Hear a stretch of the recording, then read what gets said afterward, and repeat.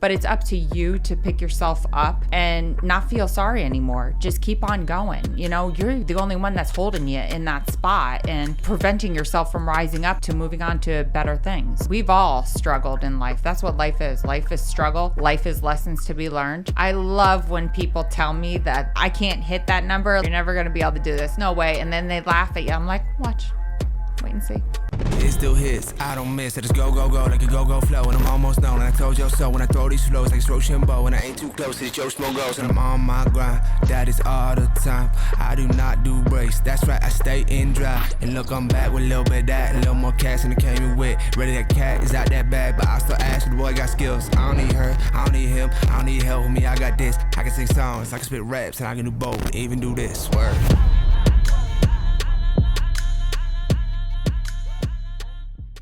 Support for the On the Stacks podcast comes from Montage Planning Partners. Partnerships like this make our community a better place to live and work. That's why Montage Planning Partners is proud to support the important work of On the Stacks. When it comes to financial planning, most financial companies ask, what's your salary? At Montage Planning Partners, we ask, what's your story? We know building the right financial plan means looking at more than just money. That's why we start by asking the right questions, listening to what matters most to you, then guiding you every step of the way to help you live the life you want. Now and years from now. Plan your financial story with Montage Planning Partners with Northwestern Mutual, Milwaukee, Wisconsin. Contact Montage Planning Partners today. Visit montageplanningpartners.com for further information and disclosures.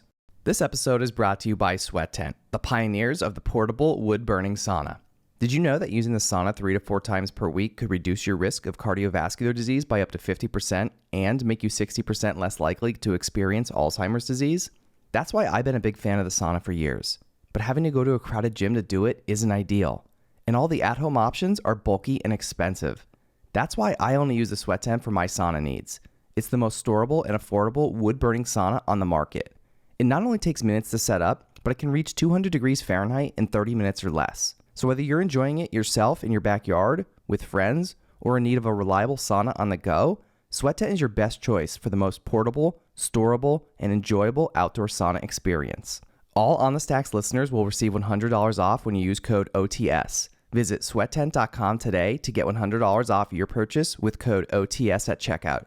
Again, that's sweattent.com to get $100 off with code OTS. Sweat Tent, helping you fire up your home wellness routine. This episode is brought to you by Wilkes Consulting, a Ramsey preferred coaching firm. Are you drowning in debt? Is the weight of financial stress holding you back from living the life you were meant to live? Then it's time to break free and regain control of your financial future. Wilkes Consulting specializes in financial and debt consulting. Their team of 4 highly trained Ramsey Solutions advisors are ready to help you take charge of your money. Whether you're looking to get out of debt, pay off student loans, or simply need assistance on how to prepare to buy a home, Wilkes Consulting can help you fine-tune your budget and provide the resources and guidance you need to meet your goals. Don't let debt or the fear of finances control your life any longer. Head over to wilkopa.com and book a hassle-free, no-obligation call. Your first step towards financial freedom. Again, that's wilkopa.com, WILCOPA.com. Wilkes Consulting, making financial independence a reality. This episode is brought to you by FitAF. If you haven't already noticed, I live and breathe entrepreneurship. Whether it's launching new ventures, attending pitch meetings, or mentoring budding entrepreneurs, my schedule is jam-packed. And that's where FitAF steps in. Their menu changes weekly, offering a variety of chef-inspired meals designed by nutrition experts using only the best quality ingredients, keeping me fueled and focused. Their vast selection of meals has you covered for all types of dietary restrictions and diet plans, including keto, paleo, vegetarian, vegan, gluten-free, and more. As an On the Stacks listener, enjoy our exclusive offer. Get 20% off your first order of 7 meals or more when you use code OTS at checkout at fitafnutrition.com. Again, that's code OTS for 20% off your first order of 7 meals or more at fitafnutrition.com. Healthy meals and seamless nutrition, keeping entrepreneurs at the top of their game. What's up, podcast? I'm your host, Bill Corcoran Jr. here in the MPP studio. Tess Jendrzejewski, welcome to the On the Stacks podcast. Hi, thanks for having me. I think I got it pretty close. I don't know if I said it right. I'm not even going to try to spell it, but I feel like I got pretty close there. Yeah, you did pretty good. Did I? Yeah. Okay. Man, I was practicing it. Like you saw me. I was in the bathroom for a while. You're probably wondering what I was doing, but I was really in there. Listen, I was in there practicing your last name. I'm like, I can't screw this up. Kurt will never like let me live it down if I do. And but to that point, in all seriousness, thank you for being here. Number one. Number two is the best guests from this show always come from recommendations from previous guests. So before we go any further, we got to give your cousin Kurt Savage. I call him Kurt Savage. That's what he's in my phone as when I met him. I don't know why. I think I actually thought his last name was Savage. It's a long story, and I don't even know if I remember the actual story. Was alcohol involved? Could have been. Could have been. It might have. Allegedly. Allegedly. All right. But no, like I said, in all seriousness, like I said, I'm glad to have you here, and it always works out. So as you're trying to focus on having a good conversation with me, I'll also need you to think about who my next guest is going to be, and I'm sure you probably have a recommendation. You don't have to tell me right now. But yeah, like I said, like literally, because everybody always asks that, like, and that's like a question I get all the time. Everybody's like, Bill, where do you find these people? Because everyone's like, man, like you have some really cool, interesting people on, like with really great stories and just doing really cool stuff. And like, where do you find them? And I'm like, I don't know. Half the time they find me, and they're like, what? They're like, you don't have to like go out and search me. I'm like, well, I do. Some I do. Mm-hmm. But then other ones, I always say like the best guests usually always come from a previous guest who had a great experience. Like, by the way, everybody's had a great experience. Right. Yeah. Right. Which no, I think everyone has, right? I don't think there's anyone that's ever left here disappointed. If you have, I'm sorry. but really though, I'm not even kidding. Like it's, because now I've done like over 200 episodes, and I'm a lot more selective nowadays than like I was maybe in the earlier days. And plus, I also get a lot more requests too. But when Kurt's like, "Hey man, if you're ever looking for somebody, my cousin Tess is like amazing. Like she does really cool shit. She's like the best in the area. Better." He even said, "Better than me." Well, of course I'm better than him. He did not use those words, better than me. He did. She's like, she's so much better than me. She's like the best in this area. He does praise me up and down. He does. And I'm not full of myself or anything. And I don't think that, but when I do hear that, it's always so nice to hear, because you do work really, really hard on these projects, and you put your heart and soul, blood, sweat, tears into them. And it's nice for people to realize that. Yeah. So do you and Kurt have like a competition? Like is like a competition between the two of you? There's no competition. I'm at a whole nother level. Oh, boom. Kurt, did you hear that? Because you know he's watching us. He knows. He already knows. Oh my God. Well, no, so I mean, you guys obviously, have you guys like worked on like some projects ever together? Because like you guys are kind of like in the same space almost, right? Yes. And I do. He is working on a Kingston project right now that he asked for my expertise on. So I do. That's another thing that I also do, is that flippers or people that want to get into flipping, if they're unsure on what they're doing or how to go about the project, don't even know where to start, where best to put your money in the smartest way, I can come in and say, hey, listen, this is the smartest, most efficient way for your flip. And mm-hmm. people are going to like it. They're going to gravitate towards it. It's going to be a beautiful end result, Mm-hmm. How many have you done to this point? Like, do you know off the top of your head? Probably 8 flips. How long have you been doing it? Not that long. I mean, probably we used to work our real jobs. My husband was a mechanic and I was a barber.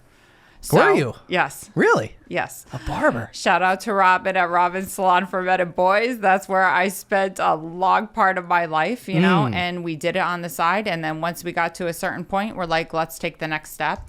And that's what life is about. Every time, I always tell people, especially my son, don't settle.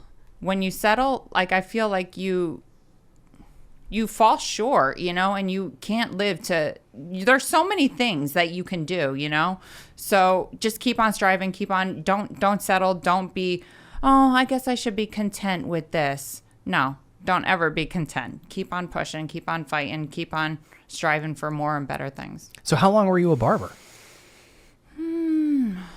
God, 12 years maybe. I have to go back and look from my cosmetology. So like was that license. like was that like the first thing you did, like your first like, hey, I'm gonna be a barber? Well, construction and renovation is in my blood. It's in my family. You know what I mean? My father can do anything. My mother was great at designing. Every time friends came over, they're like, "Man, your house looks like a hotel." And I thought nothing of it because that's the way my life was. You were born into that. Yes, into that lifestyle. And my mother would have me do projects with her and different things, and I'd be like, "I wasn't made for this." I'll throw myself on the ground, start crying, and run back in. I'm like, "I'm never doing this. I'm never doing construction." Go on about it, and then look at me right now. I feel like that's how I felt. I was just telling you before we came on that I've been in this building for almost 2 years now, and I told you, I was like, don't look around because I did a lot of the work here myself. And if anybody that knows me knows I'm not the handiest person in the world, but when you're balling on a budget and starting a business, you got to do a lot of shit yourself. You do. It's hard work. It is. And there might have been some days where I might have been laying out on the floor there crying. I don't know, construction involves some right? blood, sweat, and tears. And so always, that's what I tell people. Yeah, and always way more money and way more time than you think it's going to take and cost, right? Absolutely. And you always, sometimes things lead to another, and you open up a can of worms, and it's like, I just wanted to do this simple thing. And now I got to do all this, you know? Yeah, you go from just redoing the one bathroom to putting in a $50,000, kitchen or master bath. And then the next thing you know, you're ripping down drywall in the other room, and it's just like domino. Yes. A domino people effect. think that they're like, oh, I'll just renovate it. I'll DIY it. It's not as easy as it looks, No. The TV makes it look so easy and so pleasant. So don't watch HGTV. Well, I mean, everybody gets inspiration from all things, whether it be movies, whether it be TV, magazine, nature, a building, So you get inspiration from all types of things. So I do watch TV. I do watch movies, and I'll watch HGTV. But I laugh when people are like, oh, yeah, I'll just do it like that. Like big no. Yeah.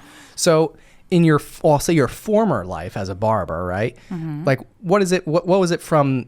So it just makes me think, because you said about not getting complacent and comfortable. Like when you were a barber, like before you left doing that, I'm sure you probably still do some backyard haircuts once in a while. My husband and my son. There That's you go. It. See? In COVID, some of his old friends came, and they're like, "Can Tess cut my hair?" And that's about it. You know. Yeah. But were there things that you felt like, oh, I'm meant for more? Like when you were a barber, I'm sure you probably loved it, right? Mm-hmm. And there's probably also so much that you've learned from it about yourself, like what you're capable of. Like, was there a moment, during that time where you're like, you know what? I'm going to go do this instead. I want to change. I want to do something different. I want to strive for something better. Kind of like how you were saying about how you were telling your son. Like, was there a moment for you that you can recall? Not that I can recall a moment, but I always loved design. I do believe that everybody is born with a natural gift, whether it be comedy, whether it be the gift of gab, whether it be you're great with numbers. I feel like this was always my place. I'm just getting there now. So how did you find it, though? That's what I find so interesting, because I subscribe, you're smiling, I subscribe to that same mindset, okay? Of, I don't care where you're at in life. I don't care how old you are, how inexperienced or experienced you are.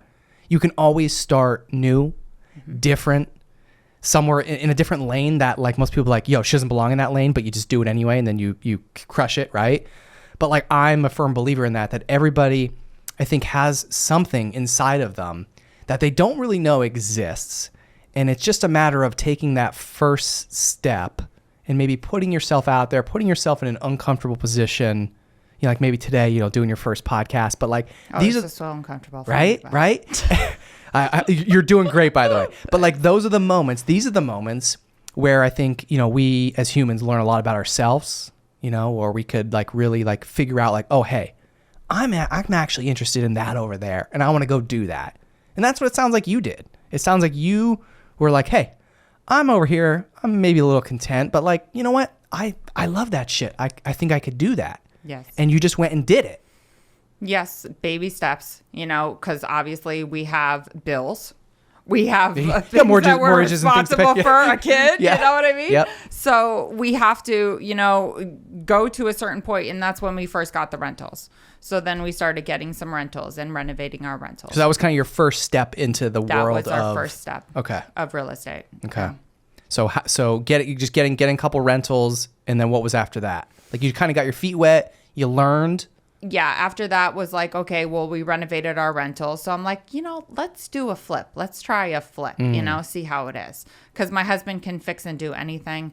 I can do pretty much anything, and I'm not afraid. I'll get right down and dirty with the guys. I'll get a hammer. I'll take a jackhammer. I'll do whatever I have to do to get the job done, Yeah. So I'm not afraid of getting my hands dirty or some hard work. Nice. Yeah. I feel like, and again, without, I don't really, other than like today and, from what Kurt told me, like, I don't know you, but like, again, just, if I was like just a typical stereotype, if somebody were to look at you, you wouldn't think that. You wouldn't. Yeah. There's two versions of me. There's two versions of me. There's this is me that's done up and pretty with This is some podcast makeup. version. Yeah. This is podcast Tess. Or going out to dinner or going to meet some friends for some drinks or going out to lunch or something like that. That's social Tess. That's the pretty things, yes. Yep. So then you see me with the hair not washed, no makeup on, my dirty. My shirts are all ripped up and I'm all stained and stuff. And that's the Tess a lot of people see. So, I mean, because I really don't go out that much. Honestly, we're usually 6 to 7 days a week.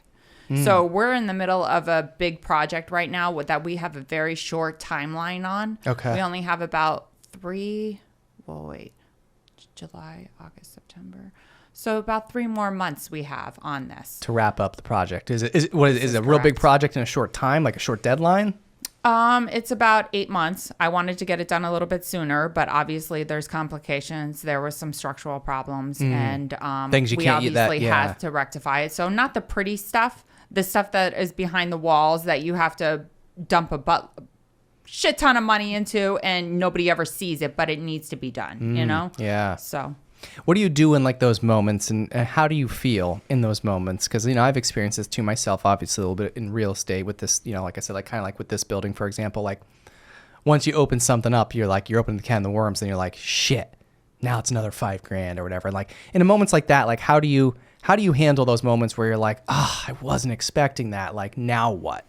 I'm great in situations like that. I'm a great problem solver. So, and I've learned that from dealing with the rentals and dealing with the flips. So when there's a problem and we open up a can of worms, I'm not going to throw myself down on the ground and start screaming and crying. I'm not going to have my meltdown. I may have my tiny moment, but then I'll be like, okay, let's get your shit together, put your head together, figure out how you're going to solve this, and we're going to keep on moving on. I think that's a very underrated trait, right? Or whatever you want to call it, problem solving. Just problem solving. People lack the basic skills, I feel like nowadays, more so than ever, of just figuring things out. And it sounds like you're similar to me, where it's like, hey, you give me something to do. I don't care whether I know how to do it or not. I'll say like, hey, like I'm not the best at that, but I could probably figure it out. Mm-hmm. Like, I mean, who doesn't have, access to YouTube, right? Like that's correct. And if you're unsure about something, the internet is the greatest thing. Oh my you know God, what I mean? Yeah. So you can see where other people made mistakes and you're like, okay, this person said this. So let's try it this way. Or watch, hey, when you're doing this, make sure you watch for this. Because, as a guy, I don't read directions, right? Yeah. Like the only people that read directions, I feel like, are females. Like my wife reads directions. Shout out to my wife, because You're supposed to read the directions. You're supposed to. That's why you have like 16 screws left by the time you're done with something. Yeah. And why the shelf's wobbly as hell, right? Because I didn't read the directions. But I'm like impatient sometimes when it comes to that stuff. And like, but my wife she's the directions reader and the put together-er. She puts together like the kids, like she does all of our kids like toys. When they, when Santa brings them, right? Mm-hmm. And you gotta put together all the toys. I'm like, what? How? And it's like, she's like, oh my God, this is so easy. Give me it. She has patience. She does. She has, yeah. That's a gift. You know what I mean? That's a gift. That's patience. Do you have patience like that? It depends. Okay. It depends. All right. I couldn't be a school teacher. That's for damn sure. They have the patience of the saint, and I give them so much credit because it takes a lot, to be a school teacher. That's not my bag. I'm very upfront and honest usually. Some people say may not understand my personality because I am upfront. I'm not really going to sugarcoat it for you, but I will be gentle, but I'm going to tell you the God honest truth. I don't know if we should continue this conversation anymore. What's going to happen? No. What do you think? How'd I do here? How'd I do? Oh, good. How'd I do? No, I'm talking I know. about when it comes to design or something. But I'm just thinking here because, like, I mean, I don't have like the best design skills, but like I am proud of like what this turned into. If you saw what this looked like before, I mean, it was a little outdated. Everything's new in here, right? Right. Like literally like everything except for like one floor, you know. Yeah, like I don't think I up until this like point in my life. Again, I'm going back a couple of years when I bought this building and when I started having to do these types of projects. I was always like the person who was like, oh, I fucking hate renovations, like. I hate that stuff. I don't want to do it. Like, yeah, blah, blah, blah. Plus, I'm not, as I said, like, I'm not very handy. Mm-hmm. I've become a lot more handy, you know, once I saw how much stuff costs. And I'm sure a lot of other people in similar situations with their first rental have experienced the same thing I have. And I'm sure you obviously have too. But like, I actually began to enjoy like designing stuff like this. And like, it was one thing that I was like, you know, that's not my skill. Like, that's not my whatever. But like, I started to really like it. And, you know, I'm not probably anywhere near, like, not even close to you, but like, just like designing like layouts. Nowhere and, like, near, not even close. Not even close. And I know that, you know, I shouldn't be sitting at the same table as you, but like, stop it. But like, it's cool. Like, it is fun. Like, the more you do it, the more I like it. And like, we're working on a couple projects, like, you know, my wife and I, and by the way, my wife is actually like very handy, which is like really cool too. Like, because like. So she puts together everything. She what does. Else does she work on the car? No. Yeah. I wish. No. Yeah, she does all my oil changes. She does my tire rotations. She helps me get dressed in the morning. Yeah, no. But no, she's good. Like, it's funny because we kind of balance each other out with some of that stuff. Like, there's certain things like I don't like electrical. It just freaks me out. Like, I don't know what it is. Yeah, like electrical stuff work. Like, I can do some basic stuff, but I don't go much further than that. I don't know. I just have like this fear of being electrocuted. Yeah, I mean, how many times have you been zapped? I personally have only been zapped a couple times, but I don't do the electrical or plumbing in my houses. Mm-hmm. My husband does it. Okay. So he can be zapped. Yeah, see, so okay, yeah. So yeah, so like you each have kind of like your little like role. Yeah, exactly. Yeah. So like my wife, she does like a lot of like the electrical type stuff. Like, well, if we need some things, you know, moved or changed or whatever.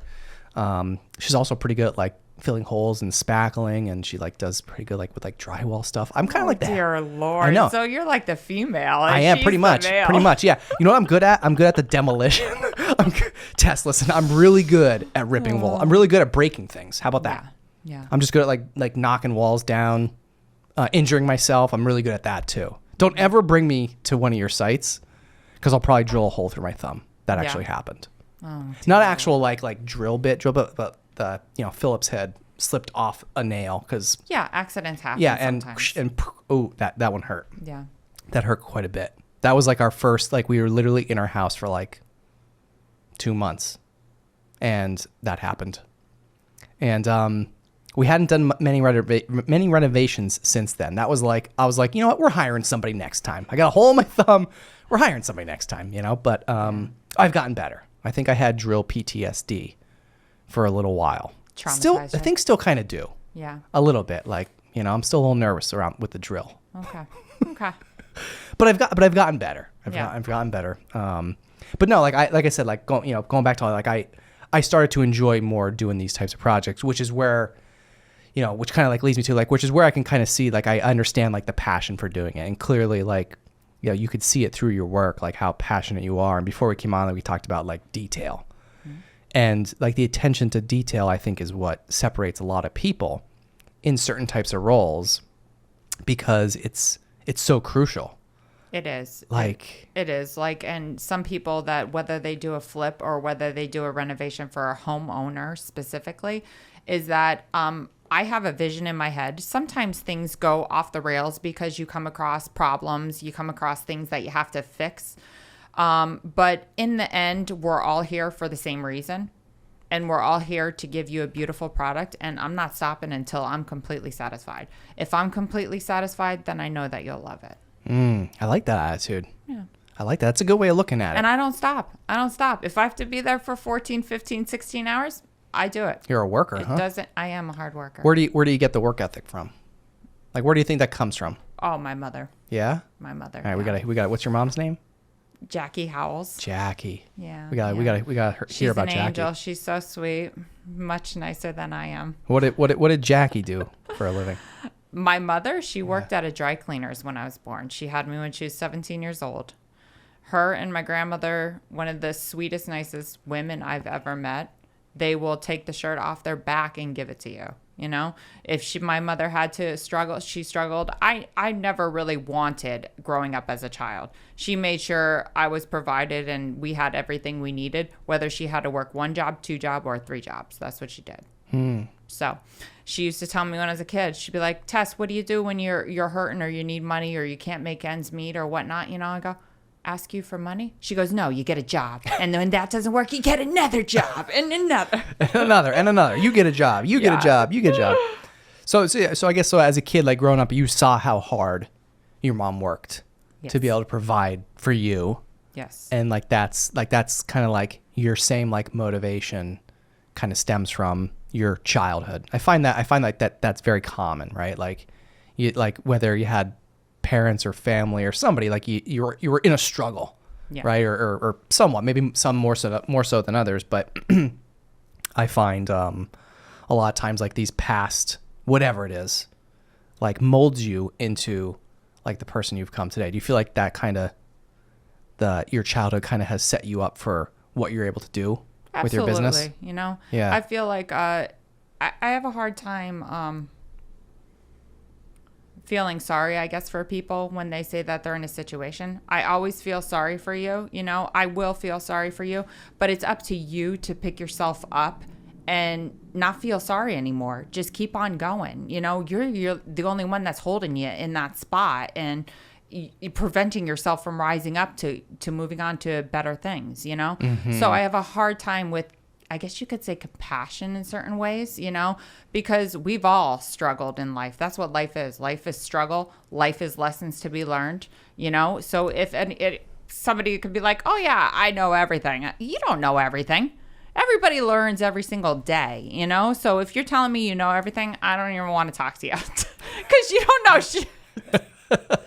Yeah, totally. And I feel like, and I know I'm going back to like your barber days, but like, I feel like as a barber, you probably learned so much because like you're working with people like all day, every day. All different types of people. Yeah. And you're basically like their therapist. Kind of, pretty much. That's what a barber or a hairdresser is. We listen to their problems and they feel like for some reason when they're sitting in that chair, they feel like they can open up to you. And I'm just like, I always listen to their problems and I try to give them guidance, you know, and help like in any way that I can, you know? So I don't know. Yeah. I always say too, like it's very similar to podcasting. You know, you come in, this is your unlicensed therapy session, by the way, today. So feel free. I forgot to have get a bill later. No, I won't give you the bill, but the trade-off is you have to like just spill all your guts here. So like we're all entertained and educated after your episode. We'll sign the HIPAA disclosure stuff later, but I always say like this is like I'm an unlicensed therapist, but I don't get paid anywhere near what a therapist does, unfortunately.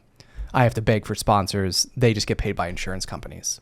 But you're doing what you love. Yeah. So, but it's still tough. It's not the exact trade-off, but yeah, close enough, right? Close enough. Yeah. Yeah, but yeah. So like, but going back to like the barber thing, like I mean, I'm really close with my barber, and she's also a female too, which also I think is a unique dynamic, right? Because I'm sure, as you probably for the amount of time that you spent in the industry, a lot of men would probably, if they heard you were a barber, they're like, you're what? Yeah. Mm-hmm. Did you ever get that? In the beginning phases. Until you proved yourself? You still get it. Yeah, you still get it. Sure. You know, I still would have gotten it, when I was working as a barber. And then even like right now, it's the same thing because I'm a woman. They're like, oh, you do do some of the construction. You just don't point at the pretty stuff and say where to go. Yeah. I'm like, no, I get dirty with everybody else. Yeah.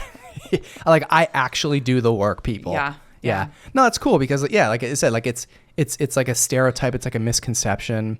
And I'm sure there's probably, like you said, you probably still face that almost on a daily basis. And 100%. Yeah. Do you feel like maybe, in some situations, maybe you feel like you might be getting taken advantage of, or people like talk down to you or think like, what does she know? She's a female. Like I'm the guy here. I know everything about this project, right? Like you have this smirk on your face, like you have a great story. Well, yeah, like like they'll say to my husband, like, "Oh my gosh, I can't believe you do all this." I'm like, whoa.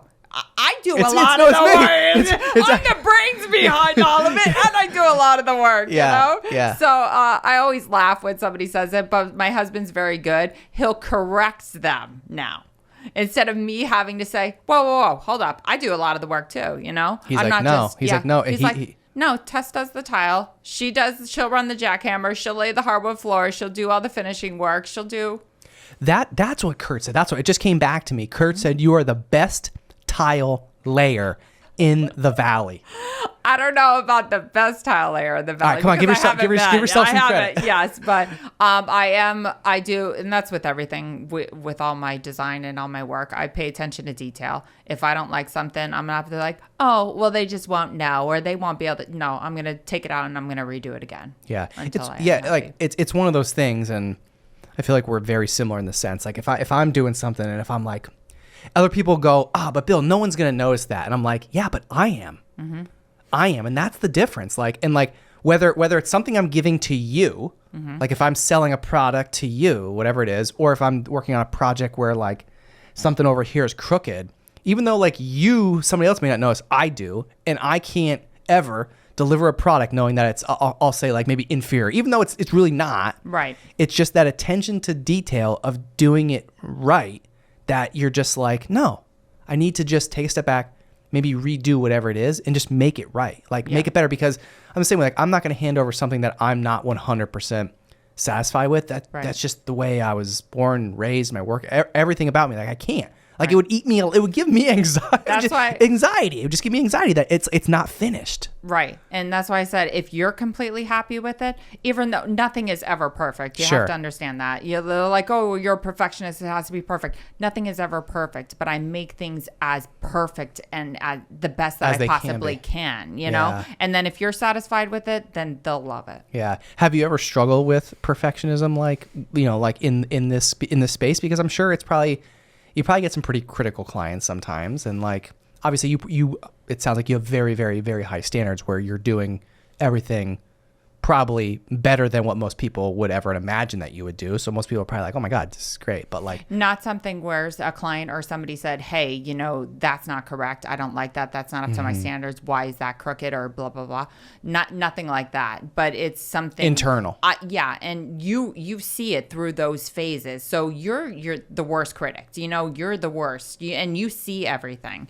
So as long as you fix it to the best of your ability, if a client does say, hey, you know, why did this wind up with this half of the built-in and we weren't able to do the whole span? Well, that's why we weren't able to do it. So as long as they understand the limitations and problems come up, things happen. Sometimes we have to shift a little bit, you know? Mm-hmm.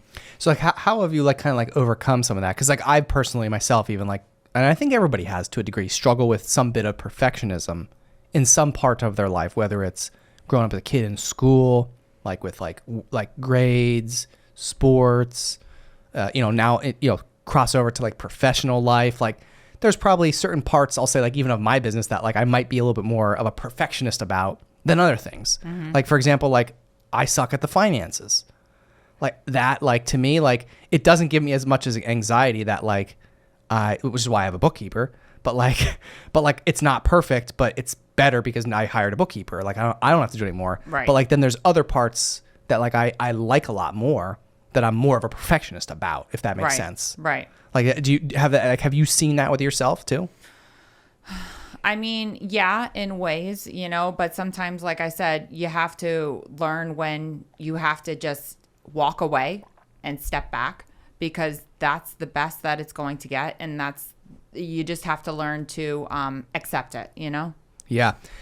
Sometimes I feel like, you know, especially when I'm stuck, like if I'm like in a rut, like a creative rut, or like if I'm like trying to write something or create something, right? And it's I find sometimes, you know, I'll be sitting there staring at a screen and I'll be like, I don't know what to do. And I always find like the best thing is it's one of two things. It's either pause and just like literally physically go take a walk or do something, right? But these two things I'm gonna say are kind of related. It's either go walk and do something like physical, right? Or just actually start writing. Like whether you're typing or whether you're writing with a pen, even if it's not, and this can relate to anyone in any industry, like, right? Like it's not just about like writing like a writer, but I'm saying just like putting pen to paper, like just do something, whether it's, even if your grammar's not perfect or the spelling, don't worry about that. Right. I think just doing it, like then like it just starts to happen. Right. Like once you start putting like pen on paper, and that's just like a metaphor, by the way, I'm just using that as like a metaphor. Like once you start putting pen to paper with whatever it is that you're doing, I often find that you figure it out like right then and there in the moment. Otherwise, like you just spent the last hour just sitting there staring at it, right, thinking like, I don't know what to do. Yeah. But what you do in those moments, again, it's either maybe take a walk, go physically like walk or something that'll kind of clear your mind and then come back to it. Right. And then start. Sometimes it's both. Sometimes it's both, honestly. Sometimes if I'm not sure at a room of how I'm going to go about it, like I did a walk-in closet and I was like, man, I just want to make sure I have this right. I want to make sure the shelves are wide. I want to utilize the space the best of my ability.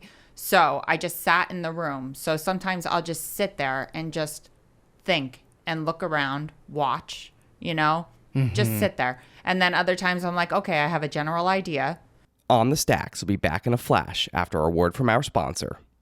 This episode is brought to you by Elevation Wellness, NEPA's premier wellness center located on Mundy Street in Wilkes-Barre. From pro athletes to busy parents, Elevation Wellness is leading the conversation when it comes to bettering your health through integrative medicine. Founded by NEPA native Louis Helmecke, Elevation Wellness offers physician-formulated and guided treatments that are administered by registered nurses. To learn more about how you can experience the benefits of IV vitamin therapy, multivitamin booster shots, non-invasive aesthetics, or peptide, NAD, red light, and compression therapy, visit elevation-wellness.com or follow them on Instagram at Elevation Wellness NEPA. All On the Stacks listeners will receive 10% off their first purchase with code STACKS at checkout. Call 570-762-9400 or visit elevation-wellness.com to book your appointment today. Elevation Wellness, taking your health to new heights. This episode is brought to you by Burn, the fitness company behind the Today Show approved Burn Board. If I'm being honest, working out can be a real chore, especially as a new dad in desperate need of sleep and cardio. Burn is founded by NEPA native Jimmy T. Martin, and his Burn Board offers a low-impact core and cardio experience unlike anything I've done before. They have hundreds of on-demand workouts that are great for beginners, seasoned athletes, and out-of-shape podcast hosts who love supporting small businesses. My wife and I use it pretty frequently throughout the week, and it's honestly a great way to burn a ton of calories without burning a ton of cash. Not to mention, it's a great tool for skiers, runners, wrestlers, and hockey players. Jimmy is offering all On the Stacks listeners 15% off when they use the code STACKS15. Visit theburn.com today to get 15% off your purchase with code STACKS15 at checkout. Again, that's theburn, THEBRRN.com to get 15% off your purchase with code STACKS15. It's time to get on board today with Burn. We drive the same roads you drive. We face the same danger you face. When you're involved in a car or a truck crash, it's personal because we live here and raise our families here. We're invested here. To learn more, visit Anzalone Law offices online at anzalonelaw.com. This episode is brought to you by Loop Internet. Are you tired of buffering, lagging, and slow internet speeds? Look no further. Introducing Loop Internet, Northeastern Pennsylvania's fastest and most reliable internet service provider. With Loop Internet, you can stream, game, and work from home seamlessly. Say goodbye to interruptions and hello to lightning-fast connections. Loop Internet offers both residential and business fiber. Fast-track the future with their 10-gigabyte fiber and join the Loop Internet family today. Visit Loop Internet online at loopinternet.com or call 1-888-808-5667. Again, that's 1-888-808-5667. Or visit them online at loopinternet.com. Loop Internet, where speed meets reliability. And now we're back on the Stacks. I'm going to sit on this, let it ferment a little bit. I'm going to walk away. I'm going to go do something else. And as long as I have a general idea, everything will flow together. So how do you plan? Like, how do you plan this stuff? Like, where does that begin? I know that's a long-winded. Usually, I just walk into a space and I immediately know almost everything. I can see it.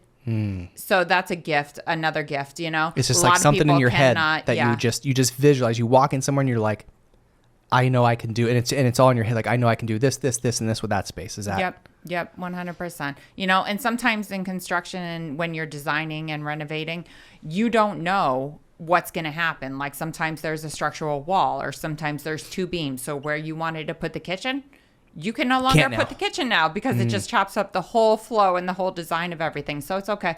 Where do I regroup? How can I make this work better? So you shift the kitchen slightly down and I put a butler's pantry where it is. So everything structural that needed to stay there is all in the walls now. So nobody ever knew that that was an issue that we overcame. Yeah. And it's often too, like it's, you know, like you kind of make do with what you have. And I think you might have said it earlier or something, but like just taking like those situations and whether it's life or business or both, right? It's just like, hey, it's kind of like, hey, these are the cards you were dealt.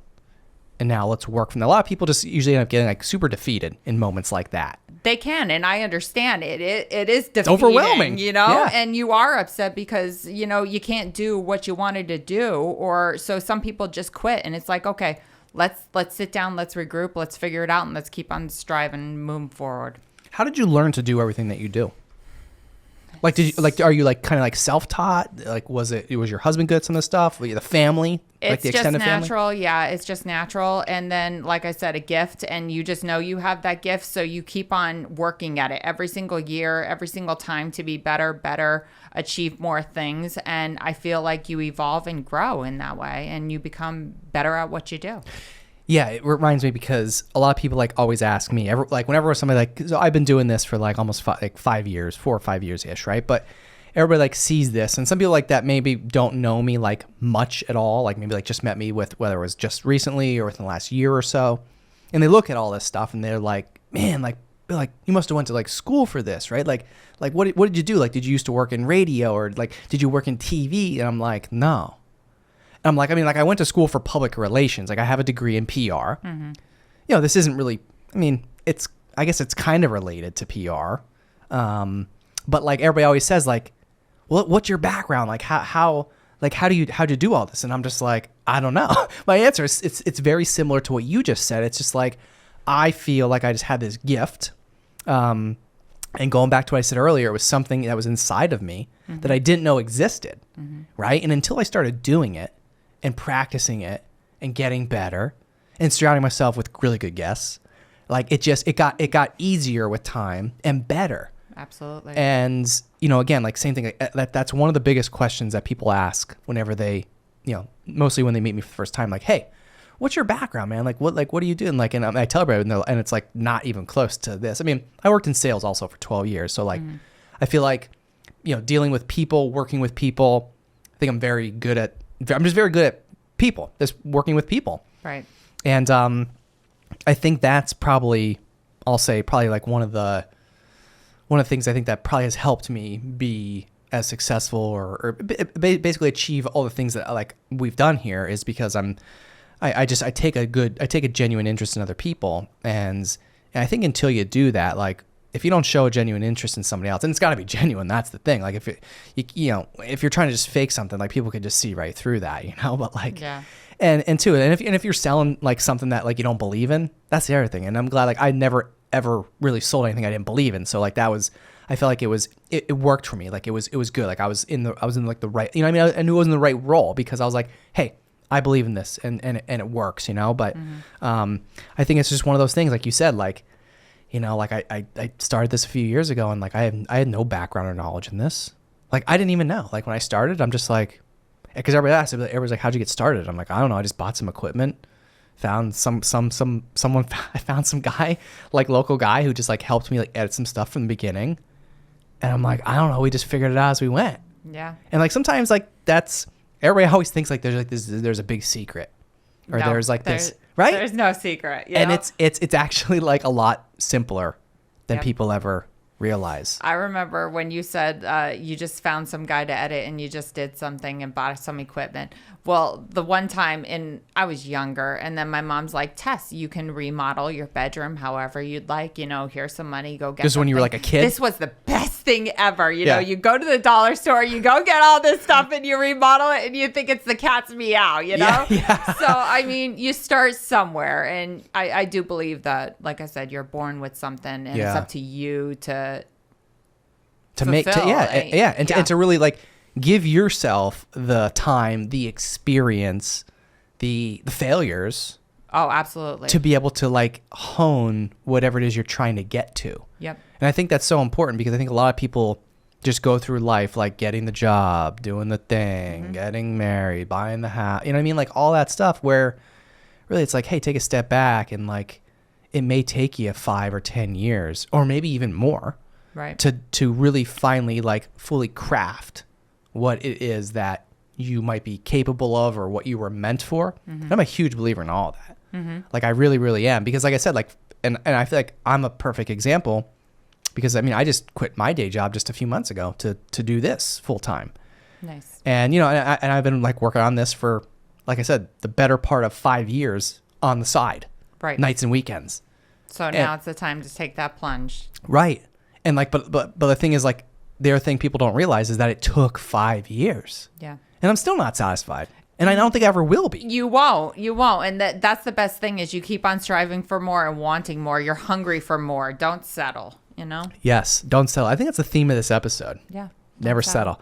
I'm a huge subscriber to that as well because I just, I don't know if it's like the ADHD in me or just whatever, all of it. The entrepreneurship, like, it's like a gift.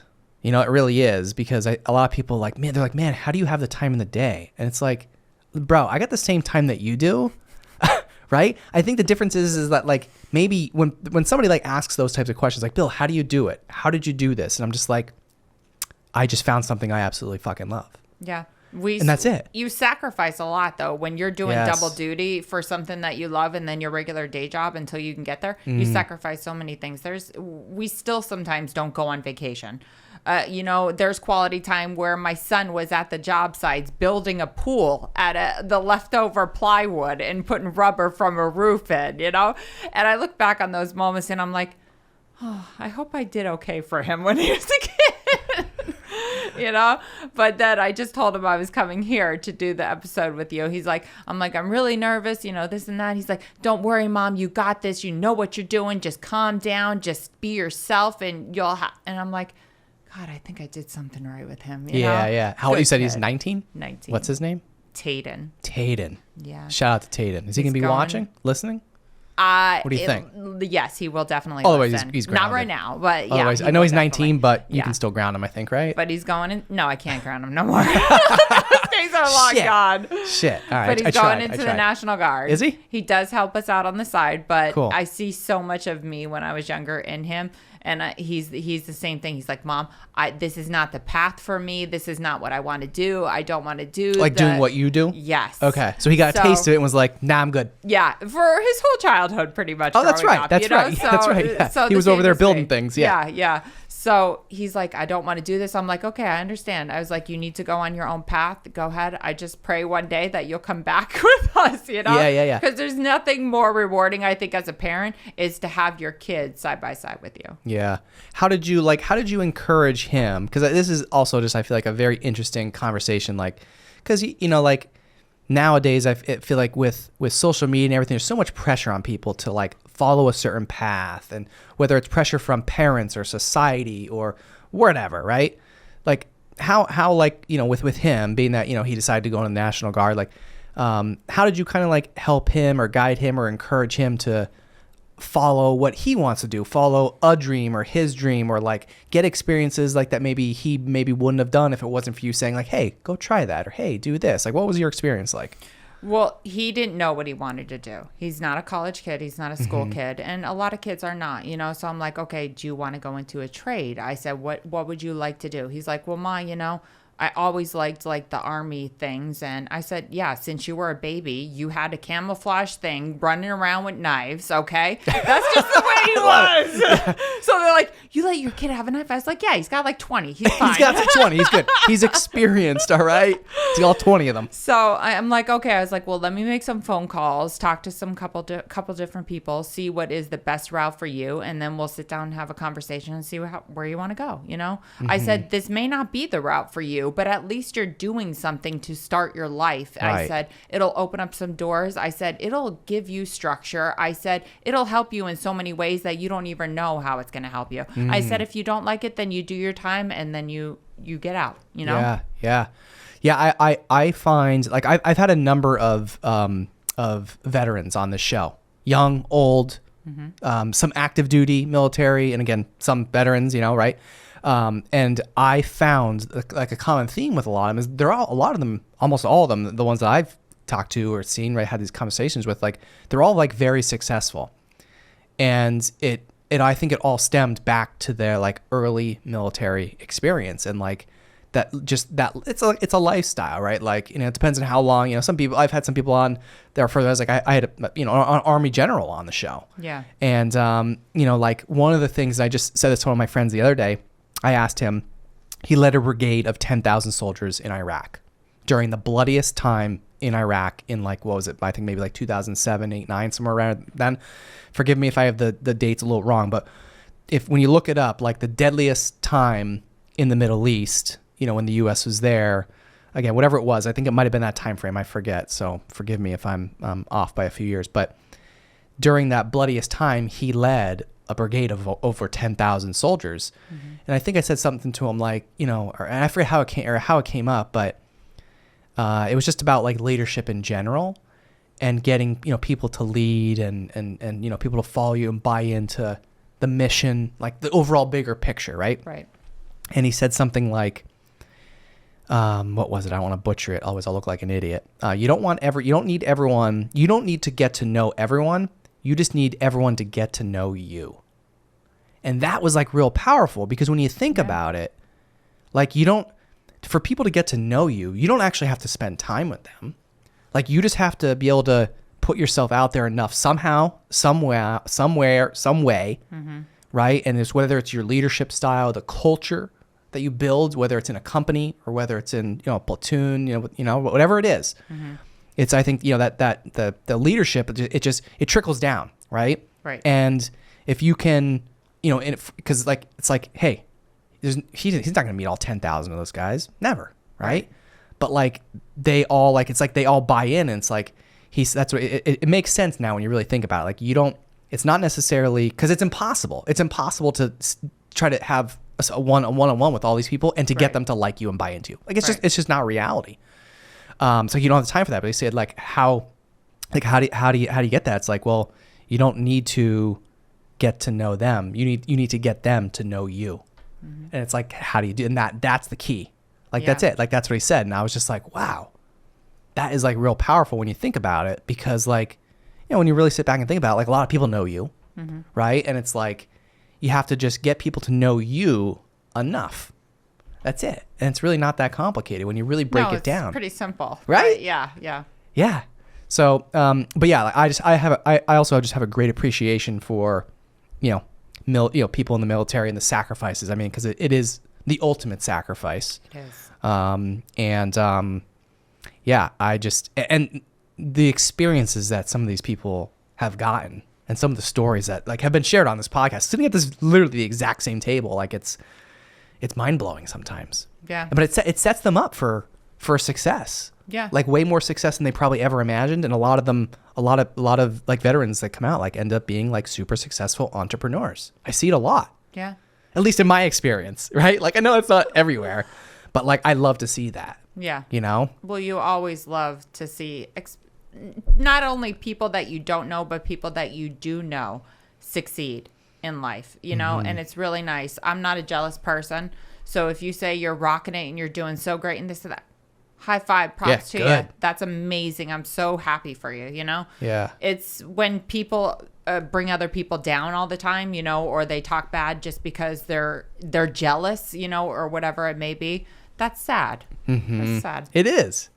And, it's so true, though, because, when you're around like-minded people, you no longer have to apologize for talking about, like, money or what you do or, like, how you did it, how you got there. Because, like, a lot of times, like, I used to find myself in situations like friends or just other colleagues that, like, maybe, we're in maybe a little different places. And I always feel like I was at the press thinking, hey, like, I'm not bragging when I say this, but, you know what I mean? Mm-hmm.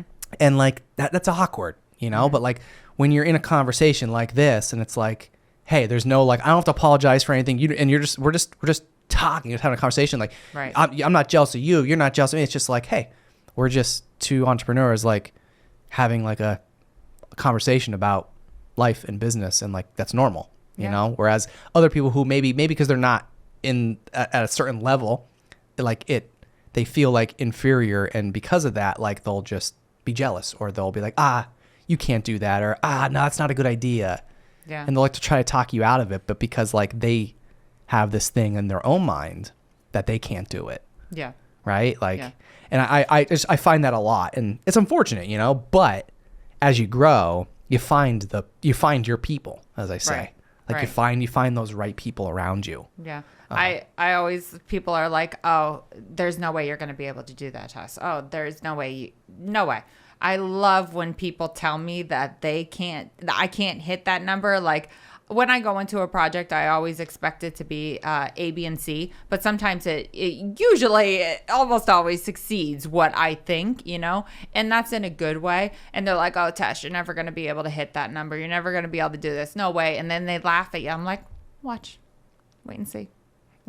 I love that. Yeah. I'm the same way. So just by you saying that to me makes me work even harder to get where I need to be. I know. To People be don't more realize creative, to put more beautiful things in the home, to do more adventurous things. Like when people do flips or do other renovations, I called it builder grade, and there's nothing wrong with builder grade, but you can do a little bit better. Like, let's take builder grade and let's do a couple modifications so that it doesn't look so cheap in builder grade. Mm-hmm.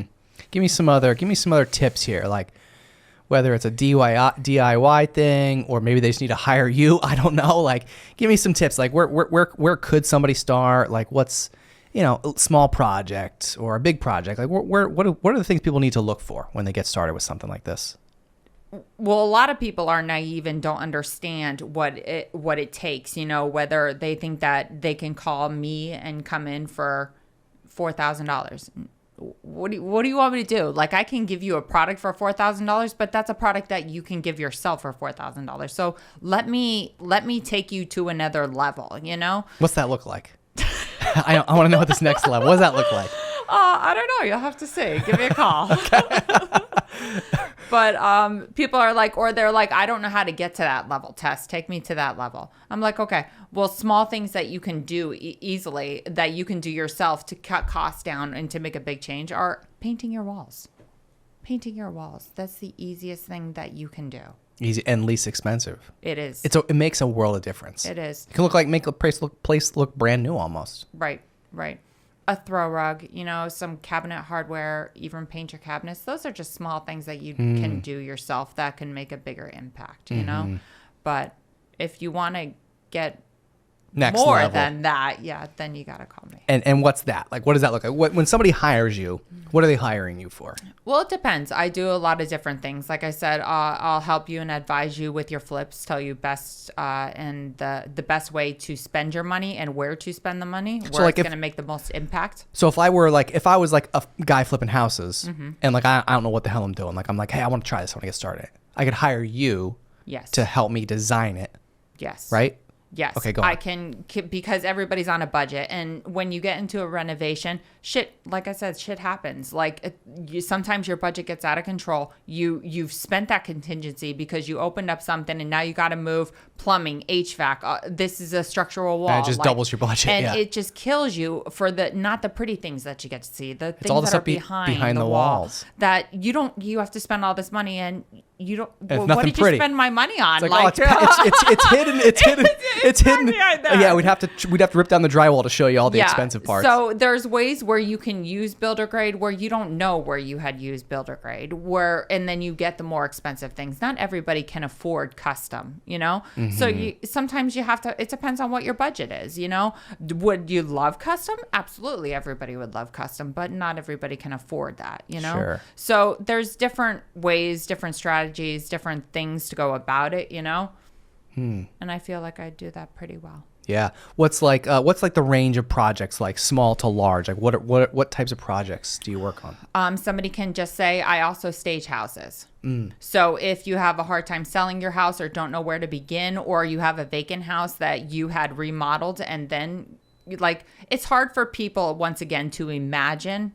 So that's the importance on staging. People are like, oh, I'll just do virtual. It's a fraction of the cost. Yeah, but then when you still walk in there, you still get that empty feeling where they don't understand, you know? So that's with staging. So that's a smaller thing. With interior design, styling, and I guess you can call it decorating in ways, is that they could say, hey, Tess, I just want to vamp up my living room. So I want to purchase a new sofa. I want new rug, new chairs. Let's do it built-in, and let's paint the walls. So those are smaller things. So that could be, it could be as little as like just remodeling like a room. A room. Two. What's the extreme other side? Like rip out my kitchen, redo the outside, do all my bathrooms, do my bedroom, living. I want open concept. I want to move this plumbing here. Now, we do that, but I'm trying to get to a different phase where my husband's just going to worry about our rentals, and I'm going to do more of what I want to do, like with the design. So then I'd work with your contractor that you have doing the work, and I'd be side by side with him because I know the lingo, I know the codes, I know everything. So it's pretty easy for me. And I'd order your materials. We walk through everything. You tell me what you want, what you don't want, what works for you and what doesn't, you know? So we can do a new build from the ground up. I can work right there with your contractor. Nice. Yeah. Sounds complicated. Not really.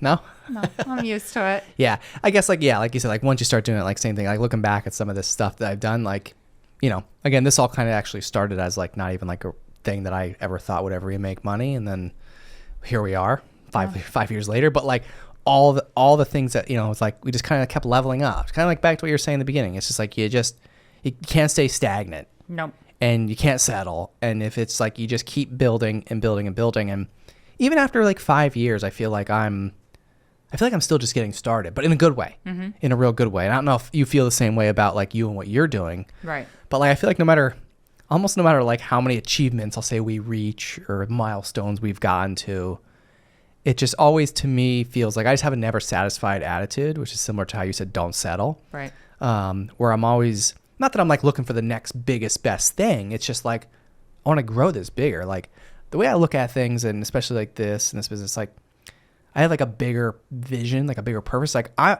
feel like we're building something that's even bigger than ourselves. And like that's like the mantra like I have about all this is we're creating something that's even bigger than me.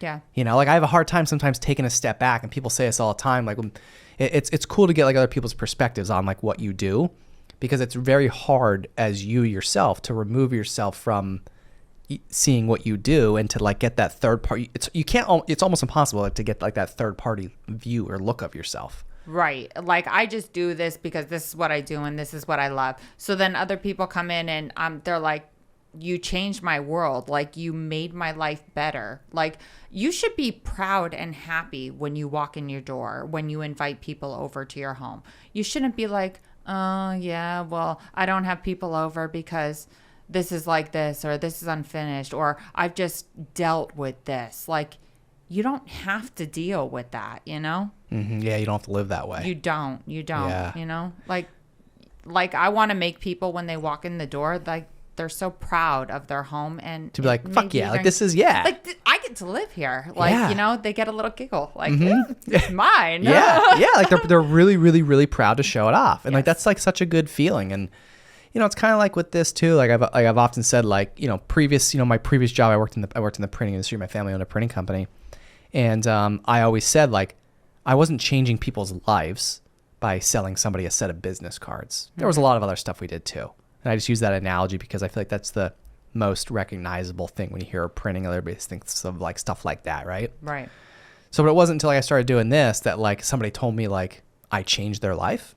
And like no one's ever said that to me before in my life. They're like, yo, Bill, like I listened to your show. I quit my job. I heard you in that conversation with that guy. And I decided I wasn't happy with where I was in my life, and I was just stuck in this job, and I ended up applying for this other job that I never would have went outside my comfort zone for. And I did it, and I'm making so much more money, and I'm so much happier, and all this and all that. And I'm like, wow. And I'm like, from this? Yeah. And he's from like, the conversation? yeah. And actually, and you know what's even funnier is like he doesn't even listen to the podcast anymore. But you know what's so cool about that though is that he only needed this to get him to the next level. Which like, of course I don't want people to like stop listening. Right. But like I'm proud of the fact that he listened as much as he did religiously, literally, like religiously, till he felt comfortable enough to make some sort of change in his life. And then he did that, and then I'm sure he probably still listens here and there, but maybe not like he used to, right? But he felt so comfortable that like he didn't need this anymore, which is like really cool for me to like know that like he went and did his thing, and it's like he moved on, he leveled up. Right. You know? Right. And like that's just like such a cool feeling. And he's not the only one. Like there was more than one person that have said something similar to that. Yeah. And it's like once you kind of get like a taste of that, doing what you do, and kind of similar to what you said, like when you're doing these things for people's houses, like it's where they freaking live. Yes. And it's like when somebody walks in their house and they're like, man, Tess really fucking crushed it here.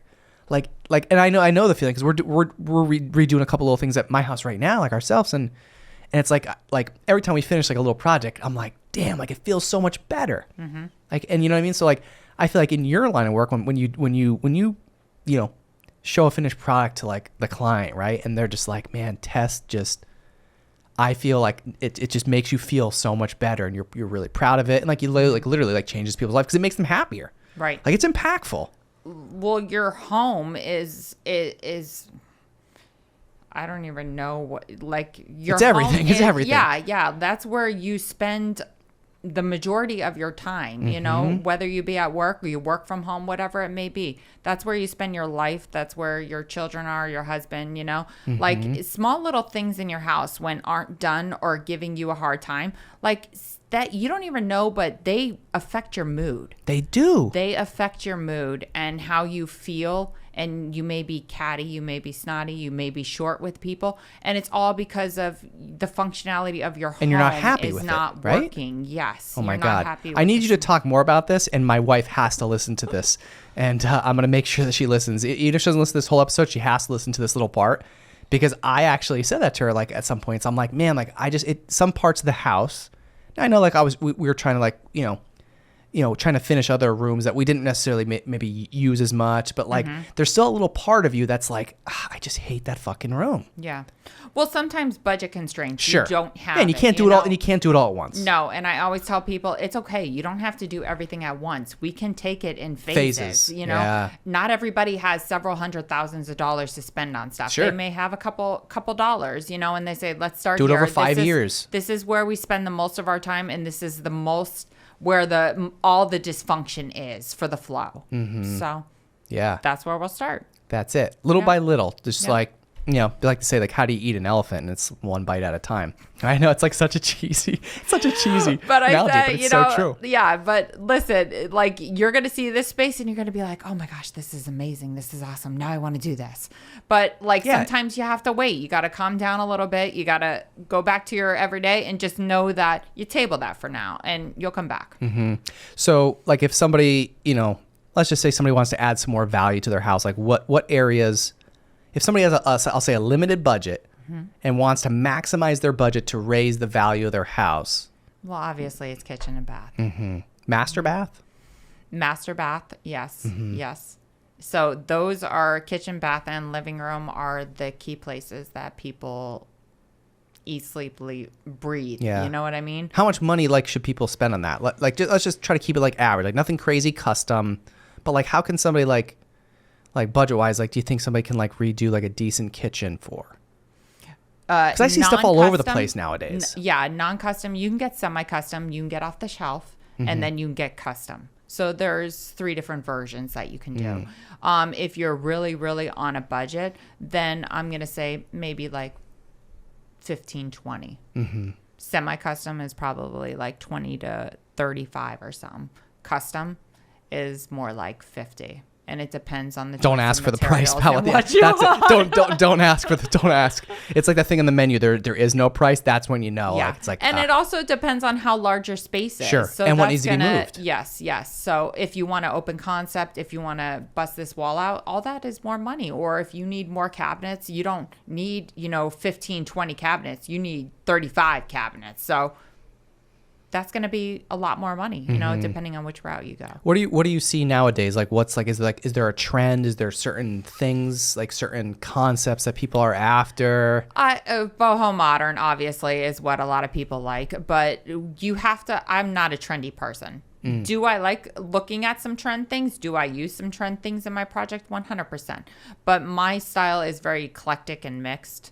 So I'll take some vintage items, I'll take some modern items, and I'll just mesh it all together. And I've had people come into my houses of all ages, whether they be in their 60s or whether they be in their 20s. And they walk into my houses and they're like, wow, this just gives you like a feeling. Like you get a feeling. I can't even express it with words. How'd you do this? And I'm like, touch my heart. Yeah. Like that's amazing, because I don't think anything of it when I'm doing it. I do put my heart and soul into the projects, but I don't think of it when I'm doing it because I just do it because that's what I love to do.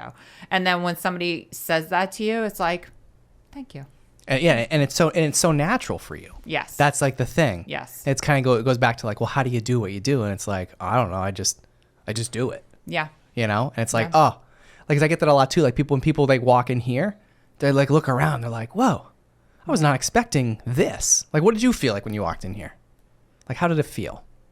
Feel? Yeah. Did it feel like, oh my God, I made a mistake? What's it Kirk? It was just what like, did Kirk get me there into? was a slice of pizza and a drink That's sitting right. right there, That's right. half eaten. That's right. Yeah. Well, sometimes sometimes we forget to clean up from the frat party the night before. Yeah. But besides the pizza, like how'd the place look? You did a nice job. Did I do okay? Yeah. Okay. You did a All nice right, job. cool. It has a nice vibe. Does it? What's the vibe feel like? I'm always curious because like, we man. don't know each other that A well. man. Man vibe? Man Okay. vibe, definitely. How do I get more 100%. womanly vibes in here?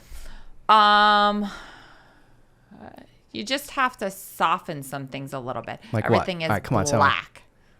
Black and It's part of my dark. brand. But that's your yeah. vibe. Yeah. That's your vibe. But how do you That's okay. make that fit more into like a female brand? It's not good to go one way or the other. Like a husband may say, "Oh, I like industrial," and then another when the wife may be traditional. Because I'm industrial, So kind of, as you can tell. You right? gotta figure out how to match both of them. So you take pieces of this one and pieces of this one, and then you put it all together. Some things you put in a space that don't work out, and you're like, okay, I hate that, so let's take that out. But you figure it out, and it flows, and it's perfect for both of them. So. All right, now the real question, the last question is, how do you really feel about Kurt? I love my cousin. I love my cousin. He is a good person. His heart is gold. He is. But I do feel like sometimes I have to rein him in when he's telling me about all this stuff that he's doing, and I'm like, okay, calm down. You're all over the place. Let's focus on one thing. One thing. Let's accomplish that. Yeah.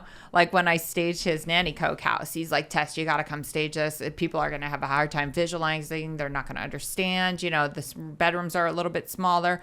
There's no bathroom upstairs. I'm like, okay, fine. I walk in the house. I was like, okay, I already know what I'm going to do. And when I said, now don't come to the house until after I'm done. Then you come in because I want your honest opinion and I want to see your reaction and how you feel about it. So he comes in after and he's like, you blew my mind away. I can't believe you're like God. I'm like, I'm not God. Please. It's a good testimonial, though. It's a good testimonial. But yeah, he is probably hyped me up the most, more than my friends, probably more than my husband, and No, it's cool though. It's good. Like, forget the fact for a second that he's your cousin, but to be able to have people like that speak, like that of your work, like there's no better feeling than that. Yeah. And it really goes to show, and I know Kurt enough. Like, Kurt's not just blowing smoke up your ass. Like, again, put aside you're your cousin. Like, Kurt will tell you how it is. Like, Kurt and I have had many conversations, and I've had him here on the show, and for him to walk in and say those things, like, I know he truly means it, because if he didn't, he wouldn't be saying that. Yeah. So it's cool. So if anybody wants to work with you, like, how can they find out more information about you, about your company? Where do they need to go? They can go to bluebarrow.com, or they can go to bluebarrowinteriors@gmail.com. I welcome you to go to the website. You can look at some of my past projects to get a sense of who I am and what I can offer you. And if you want, reach out. You this was your first podcast. How do you think you did? I think you did great, by the way. I think I did okay. Your son's gonna be so proud. Well, you didn't look nervous at all. Like this, like you did amazing. You also, like, your voice projects very well.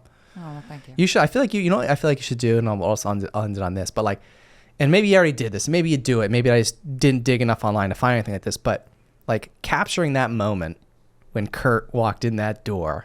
Maybe you already did this. I don't know. But like, just getting that on video. Like just that reaction. You're laughing like as if like maybe tried it or you did or did. I didn't, but we have recorded in the past people's reaction to things that they say, So I didn't do it on this one, but he immediately called me, and his friend Joey was there. I don't know if you know. I know Joey, yeah. So, and they're in the background. Whoa, oh my God, how did you do this? I'm like, please, it was nothing, guys. Come on, That's what I do. Yeah, it's just normal to you. Yeah. But to other people, that's the thing. One of the things that I found in my journey of like creating some content and showing content of things that I normally wouldn't put out online, whether it's social media, whatever, is that you'd be pleasantly surprised at how many people actually find you and what you do way more interesting than what you think they would. Because like you're so used to it. Just like by hearing what you just said. I just dismiss it, yeah. You're like, oh my God, just do that. I do it in my sleep. Yeah. Yeah, but to other people, like it's so impressive. Right. And it's so cool. So, I think it'd be cool to get some of those reactions. Like, it'd be so cool. Like, I mean, like, because like, I like seeing that stuff. Like, again, maybe just because I'm, watching maybe some stuff on TV, but like getting those people's like genuine, it's priceless. Yeah. Like you can't, and you can never recreate it. That's like, true. That's so cool. So, get someone, get their phone at least, like, and you can do it. You can do it on a budget. You can do it like. You can do it for free. Yes, and I am getting better at it with the whole social media, and I am getting better, and I'm taking little snip pics, and I'm like sending them as we go. Because people love that shit. People love the BTS. They do. Sometimes more than the finished product. That's true. They like the drama, and they like to see, like some people even like to see, well, how did you even get there? Okay, well, this is step A, B, and C, and that's how we got to the finished product. So I am working on that. Cool. We just got like 2-3 more months, to hunker baby down. steps. Hey, yeah, and we'll get there. Awesome. Well, I encourage you to keep doing it, keep doing some more, keep doing awesome work, keep laying the best tile in the valley, as Kurt says. So thank you for getting outside of your comfort zone today and thank you joining me on here. I know you like as you said, like a lot of people have been on the show, many first time people, right? And there's the same thing as always like, oh my God, like I'm nervous. I'm this, I'm that. And it's like, no, like, it's like, I'm telling you, like, and I said to you beforehand, as soon as we finish, you're going to be like, oh my God, that was so easy.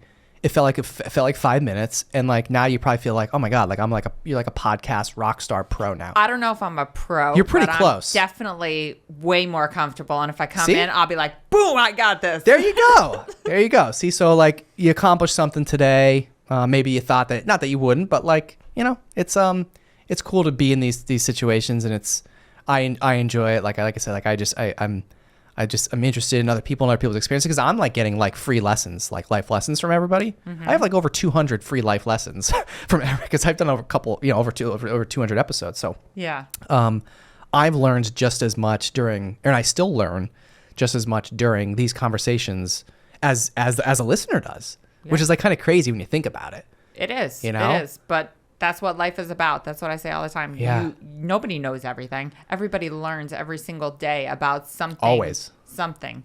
Always learning. I'm of that mindset.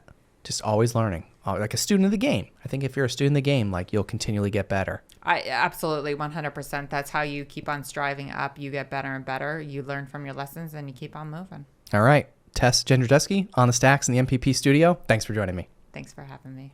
If you want to see more On the Stacks content, subscribe to our YouTube channel at youtube.com/onthestackspodcast or search the hashtag OnTheStacks on Instagram, Facebook, and LinkedIn.